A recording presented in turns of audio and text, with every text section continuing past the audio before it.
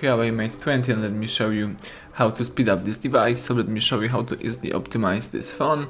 At the very beginning, let's just unlock the screen. Here, find and select Phone Manager, and as you can see, you can optimize the device just by clicking the optimize button right here.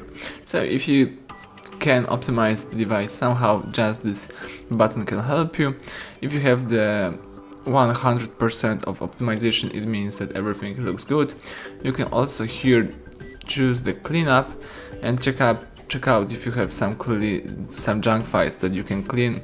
If not, you can go back and just start using your device. So that's it. Thank you for watching. Please subscribe our channel, leave thumbs up under the video.